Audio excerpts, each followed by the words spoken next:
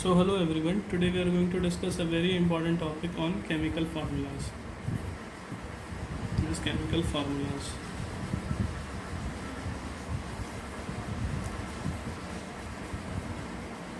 So here we are going to discuss how to make chemical formulas, right?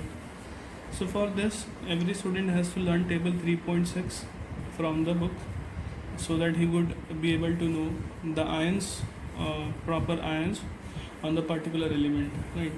So what is the thing, while making a chemical formula we should understand one thing, one very important thing, like one positive ion and one negative ion is combining together to form a formula. For an instance, let us take an example of sodium chloride. Sodium chloride. If I talk about sodium chloride, then sodium is Na element and it carries charge, plus charge. So it is a positive ion, and chlorine, it is carrying negative ion. It is a negative. Basically an anion. So its valency is 1 and chlorine valency is also 1. We will not write the charges over here. We'll just see the charges according to our understanding, then we'll cross multiply it, so we'll get the formula. So NaCl formula, we get NaCl for sodium chloride, right? So this is the formula. Similarly, we'll discuss some other more questions like magnesium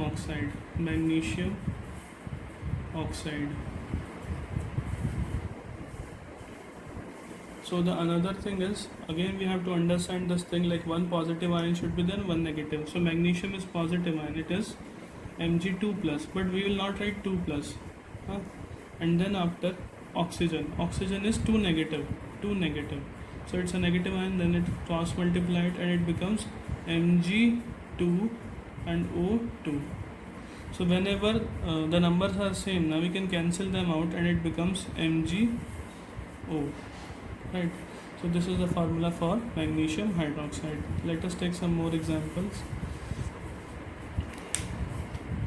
Let us take the example of calcium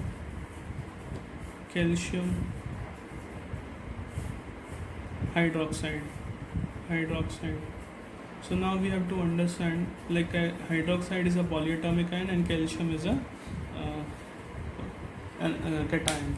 So while making its formula, so you can see calcium is 2 plus and it is OH negative 1. So it's positive negative, so it will form a formula.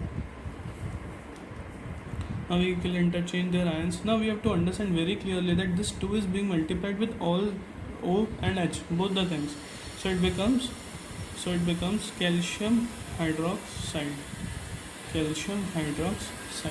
Right, we have to apply bracket over here, so to make it very clear that 2 is going to multiply with both the elements. Now we can take one more example which is very important, like aluminium sulfate. It is very important to learn table 3.6. So for aluminium sulfate, as we know that aluminium is having positive 3 charge and sulfate is SO4 and its valency is 2 negative. So it's positive negative, so we'll interchange their ions and they become Al2 and SO4 whole thrice. So this is the formula. Why I have put bracket? Because 3 is being multiplied with sulfur also and oxygen also. Okay. Now we'll take one more last example, aluminium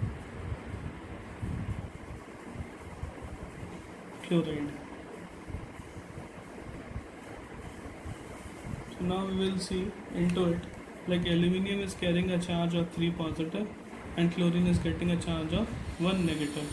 When we are interchanging it, it becomes AlCl3, aluminium chloride. Right. So this is how chemical formula is to be made. In the next class, we will be discussing molecular mass, formula unit mass, and atomic mass unit. Okay.